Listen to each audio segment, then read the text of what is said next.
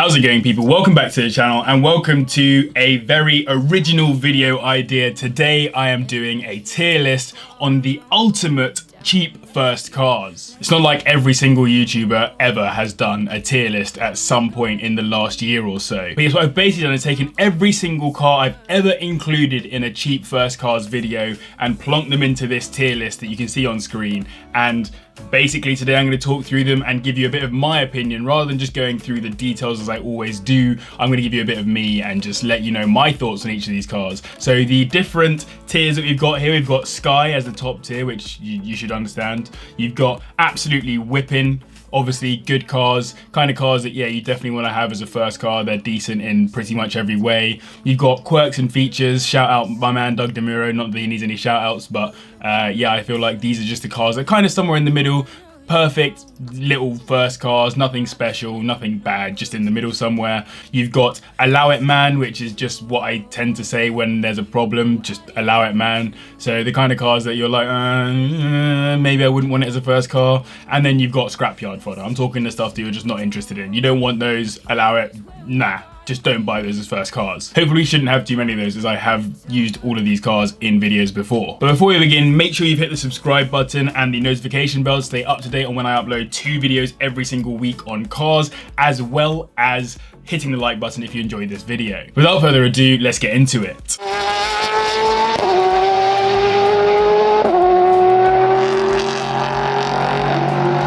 Alright, so where shall we start? Let's start with an easy one. Skoda Fabia estate, my first car, Sky, an absolute beaut, rest in peace, 64 brake horsepower, apparently 101 miles per hour top speed. That's a lie. I did 110 in that car on the Autobahn in Germany, even up to 118 miles per hour at one point. So yeah, 101 is nonsense. Obviously Sky can't not be in the Sky tier, so it's there. While we're talking about cars that I own, let's talk about the VW Polo 9N. I've included that in quite a few of my first car videos. Not just the 9N, but also the 9N3. I'm putting them both in together here.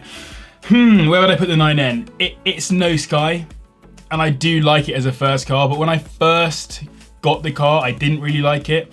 I'm thinking between quirks and features and absolutely whipping. Let's go, I own it, absolutely whipping. Simple as that, let's go. Oh, but 18 seconds to 60, which is just ridiculous. All right, what can we do next? Let's do the Fiat 500. So this is a car that, yeah, I've been in it quite a lot because my girlfriend had one as her first car, and it's actually quite nice on the interior, however much I hate to admit it. However, I have heard of problems with them shutting off when they go up hills and whatever, so that sounds like it should be in the allow it man category. I don't like how they look from the exterior. I think they're a little bit dead, but on the interior they are like quite nice, I suppose. 69 brake horsepower. 69 brake horsepower. Quirks and features, minimum. Let's do the Suzuki Swift. So 1.3 litre engine. It does 0 to 60 in about 11 seconds, which I think is pretty good. And I recently drove one of these. In fact, it was a really good first car. I'd say this is in the top kind of set of tiers of first cars. Really comfy, really nice to drive. Let's put it in absolutely whipping. I think it deserves absolutely whipping. I don't think it's quite Sky. Oh no, actually, yeah. I'm gonna go out on a limb. Let's put it in at Sky. We'll go at Sky. It was comfortable, it was spacious, it was nice to drive, it was quite quick as well for a first car, and the insurance is super cheap, so what can you say about it? It's not that pretty, I guess, but we'll put it with Sky. Alright, up next, let's do the Ford Fiesta. So, my dad has one of these, 1.25 litre engine, around about 73 brake horsepower.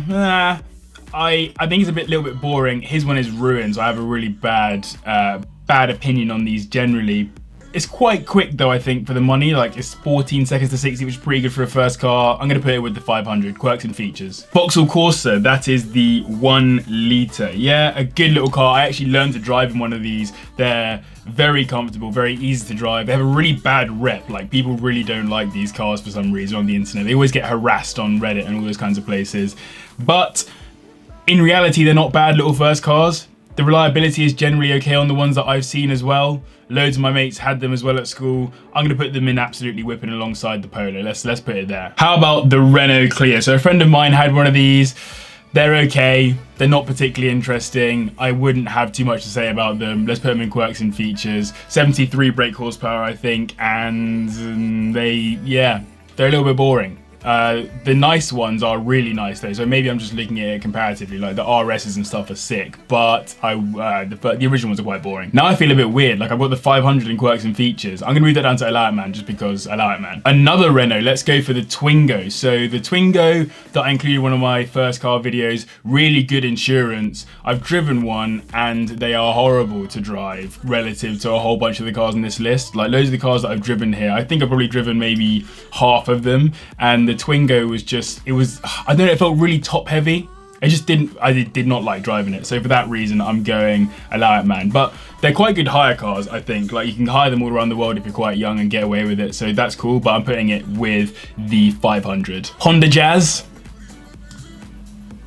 Simple as that. Knocked off my wing mirror, scrapyard fodder.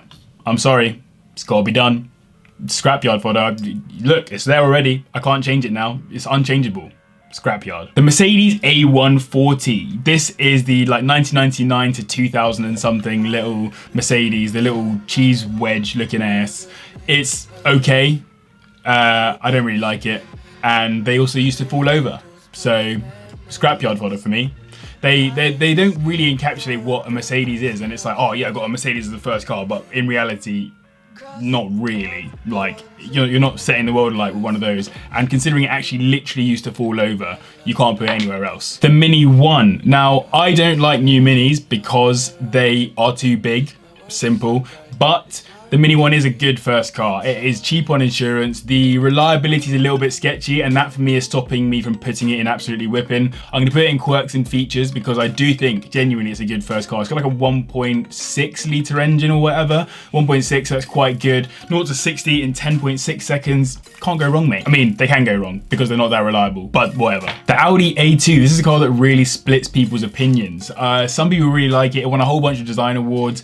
It's not particularly quick, but it's okay. It's actually still better than quite a few other cars on this list. It's a weird one to have as your first car, but it's also an Audi, and I do like Audis. I don't want to keep putting them in the middle. I'm gonna put Allow It Man. That was hard to choose. I wouldn't have one. I just think they're a little bit dead. I think they will be classics in the future though. So, nah, quirks and features. Sorry, I'm changing my mind here. That one I could change. I can't change anything about the Jazz. The Jazz is stuck, but that I could change. The Kia Picanto. This is another one that I've actually driven, and they are very comfortable little cars. They're really small. I found as a tallish person that they weren't very nice to sit in. They weren't that comfortable. The steering wheel is also really light, like really light, like kind of like a city car or whatever.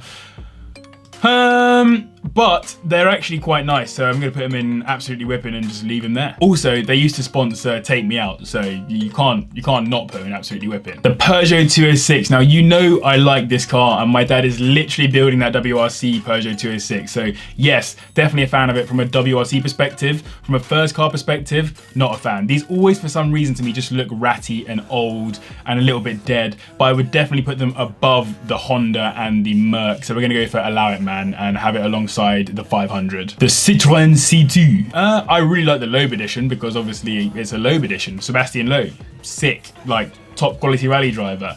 Also, look at the pattern I've got going on there. It's like a little pyramid. But I'm not a big fan of the C2.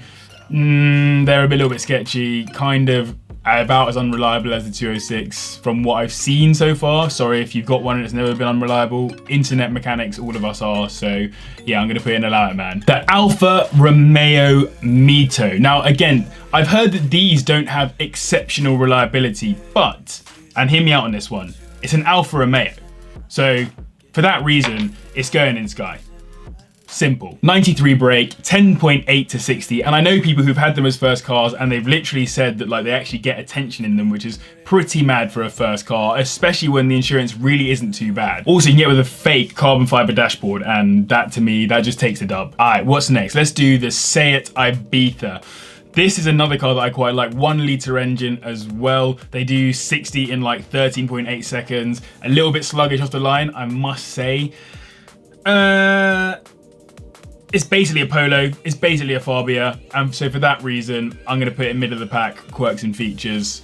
Yeah, they're nice. They're newer as well. They're a bit fresh. They've got some good tech in them, but nah, they're okay. The Fiat Grande Punto. So these actually always surprise me with how cheap they are on insurance. Like genuinely, Fiats are always so cheap. The 500 as well, which I've put down in Allow It Man, super cheap on insurance. You can get like the Abarth and stuff ridiculously cheap, even as a young driver. So I'm gonna put this in absolutely whipping for now because you cannot get on a level with the Fiats. For some reason, every time I try and get a cheap quote on a Fiat, it bangs out something like super cheap for 17-year-olds. So yeah, Fiat Grande Punto goes up there despite all the potential problems. The Nissan Micra, I have never been a fan of these. They're not for me. They just don't do it. They're actually okay little cars, and I've heard that the new ones, the one that I'm on about here, is actually quite reliable.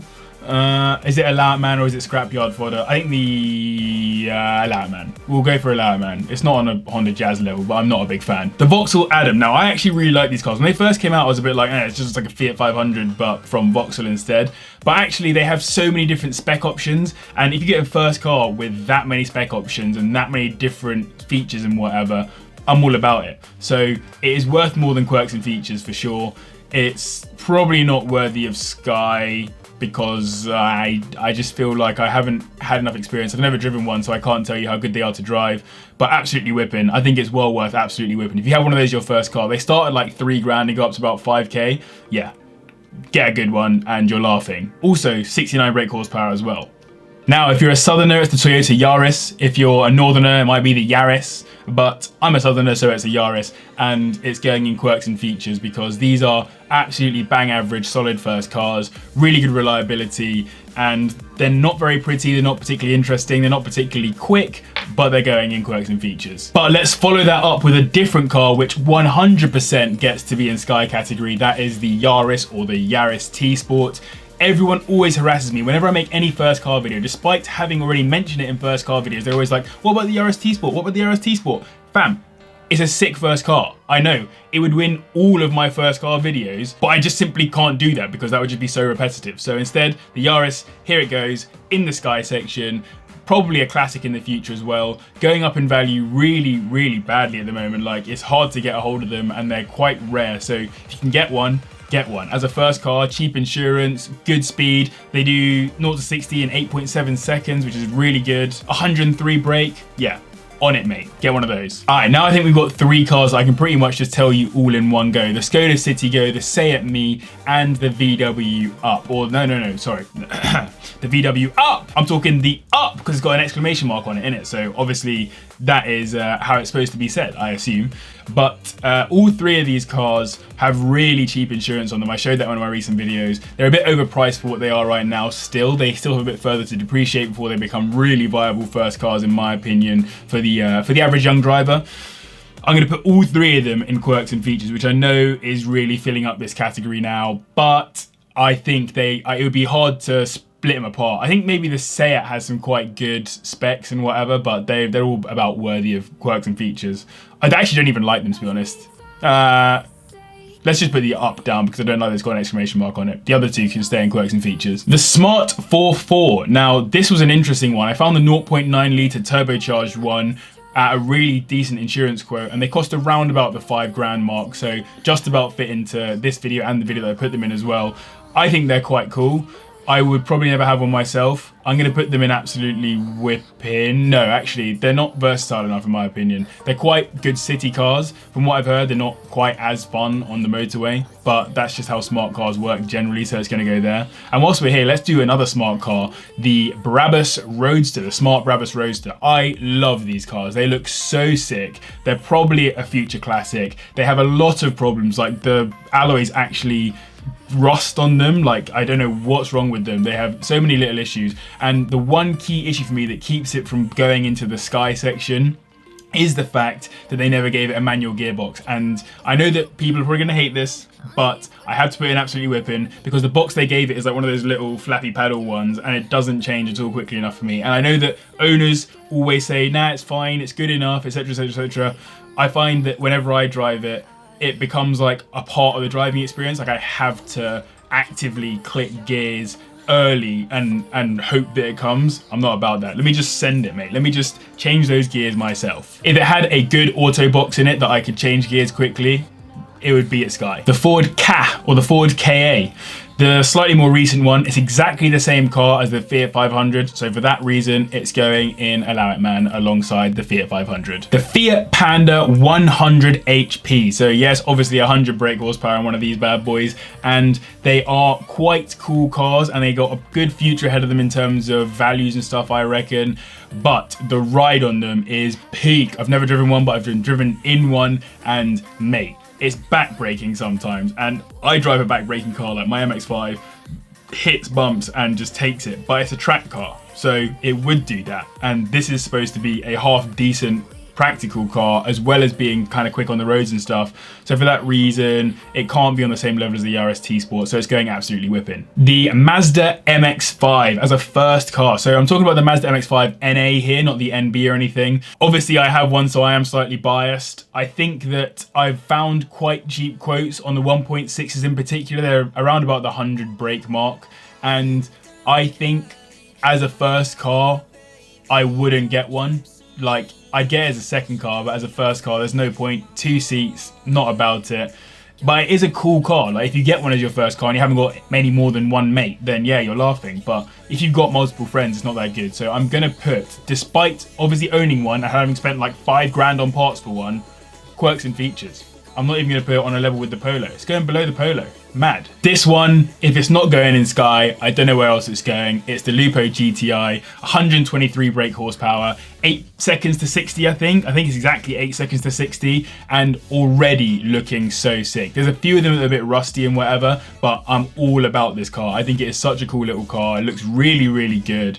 Yep, Sky, done. Oh, by the way, the insurance isn't as cheap on those. It's still quite cheap, but it's not that cheap, so swings and roundabouts. The standard Skoda Fabia. Now, I drove one of these recently. Well, actually, I drove a more recent one recently, and it was not that good, but this one had the actual 1.2 engine rather than the turbocharged one. It's very comfortable inside. I think it actually looks quite good as well. So for that reason, I would probably have it over a lot of ones I put in the middle. So yeah, I'm going to put it in absolutely whipping. I think that the Skoda Fabia is actually a really good first car. So, and my friend had one, and it was so good that his brother had one as his first car too. And the final car, a car that I've never been a fan of, it's never captured my attention, but it's the Ford Sport Ka, or the Sport K, or whatever you want to call it. These are absolute rust buckets from what I've heard. And so, I mean, yes, they're cool, and yes, they're quick, but I would never get one because of the amount of rust. And I say that, I literally have an MX-5 outside, also around as a rust bucket, but I found one that had at least had rust proofing done to it. These rust literally on the fuel filler caps. They'll rust anywhere. Wherever you can find some metal on those cars, they'll go for it, they'll rust. I'm obviously joking, but they are renowned for it, so be careful. And that is it. I think that's pretty much all of the cars I've ever mentioned in a first car video placed into this. There are other cars that you could add into this, like the VW Fox or the Seat Arosa, Golf, Ford Focus, etc, etc, etc, but I haven't included them in first car videos before. So this is my full list, 33 cars I think that was, and I think I'm quite happy with that. I would definitely say those are my top tier. The rest of them, maybe we can have some debate around them, but the scrapyard fodder, I'm not debating. The Honda Jazz is dead, mostly because it collided my wing mirror off, and the Mercedes, I just have never liked the look of them. I think they're a really lazy design by Merc, and I just, yeah, not about it. But let me know your thoughts. Obviously, these are all just my opinions, and I would not dislike anyone for having any of these cars. The reason why I do cars with JB is because I like having people being happy and enjoying all of their cars, whatever car it is that you drive. I think it's cool. I'm not one of those people that's gonna hate on you for your car. I think it's yeah, I think that the car world has too many people like that in it, and in reality we all have our preferences. We all have cars that we like and that we dislike, but we can't dislike the people that own them. That's kind of peak, unless you drive a Honda Jazz. But anyway, this has been your boy JB. I hope you've enjoyed the video. Massive thank you to the patrons as always. Remember to like, comment, subscribe, all that great stuff, and thank you very much for watching. I'll see you in the next one. Listen.